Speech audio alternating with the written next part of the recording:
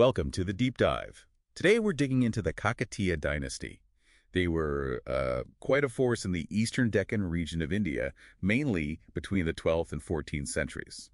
A really fascinating period. Yeah, and we want to explore how they went from, well, relatively humble beginnings to unifying the Telugu lands. We'll look at their innovations in, like, statecraft and tech that still have echoes today, and their cultural legacy, even how things eventually ended. And we've got some solid sources, historical analyses, architectural notes to really get into the details on these rulers, who sometimes get a bit overlooked. Okay, so let's unpack this. The Kakatiyas, they didn't just pop up, right? Yeah. Our sources show they started as feudatories, these regional chiefs serving bigger empires like the Rashtrakutas and Western Chalukyas. Exactly. And what's interesting is how they used that position. It wasn't just being subservient, it was strategic. How so?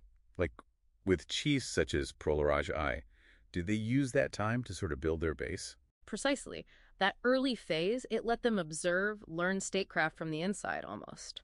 Prolaraja, for instance, he focused on building infrastructure like water tanks. Yeah. Not just for them, but, laying the groundwork for agriculture, for future prosperity. Ah, okay. Setting the stage. Right. Then the big shift comes with Prola II. He declared independence around 1149 AD. Okay. And his successor, Prataparudra I, he really cemented that around 1163 CE. That's when Warangal Urugalu becomes their capital, a huge statement. A real declaration. And speaking of solidifying power, Ganapati Deva, they call him the empire's architect, he reigned for over 60 years. What made his rule so stable, especially his economic policies? He really was an architect, particularly economically. He expanded control over most Telugu-speaking areas, sure, but his trade vision was something else. How do you mean? Well, imagine the state basically guaranteeing safety for merchants. He issued this Abhaya Sasanam, a charter of security for traders at Motupalli port, and he cut most taxes there to boost foreign trade. Wow, basically saying open for business safely. Pretty much. Plus, he commissioned that massive granite wall for Warangal Fort, built Pakal Lake, definitely thinking long-term, big-picture stuff. That's incredible foresight.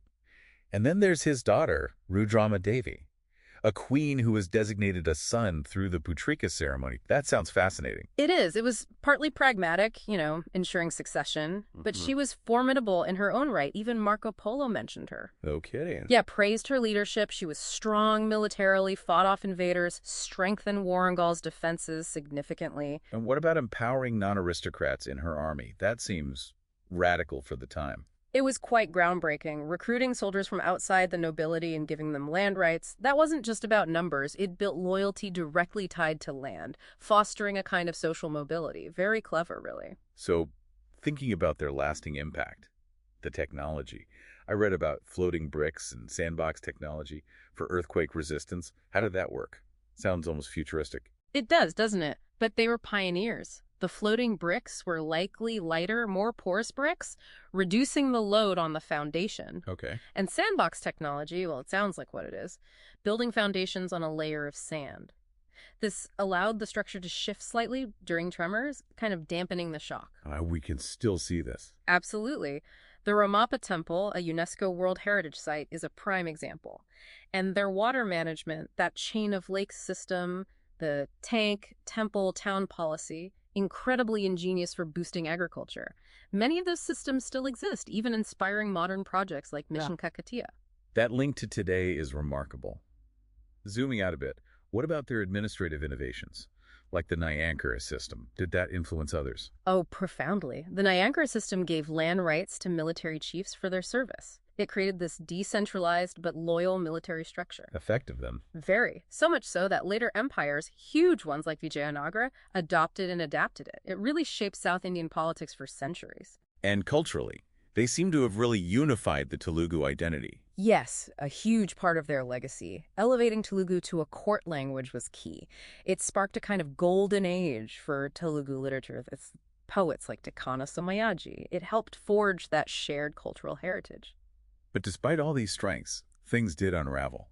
What were the main pressures? Invasions from the Delhi Sultanate seem to feature heavily in the sources. It was, well, a combination of things. Sometimes internal disputes over succession weakened them. But yes, externally, those relentless invasions from the Delhi Sultanate, particularly under Alauddin Khalji and then Muhammad bin Tughlaq, They just drained resources. Constant pressure. Constant pressure. Prataparudra II, the last major ruler, was forced to pay massive tributes. Some accounts say the Koh-i-Noor diamond was part of that. Imagine the strain. Right. And then the final siege of Warangal in 1323 CE. That was the end, politically speaking. Some sources mention betrayals by feudatories, too. Indeed. That siege and the fall of Warangal, Prataparudra II's tragic end, that marked the finish of their political power.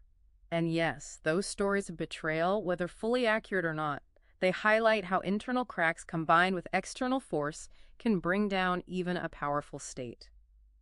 It's a recurring theme in history, unfortunately.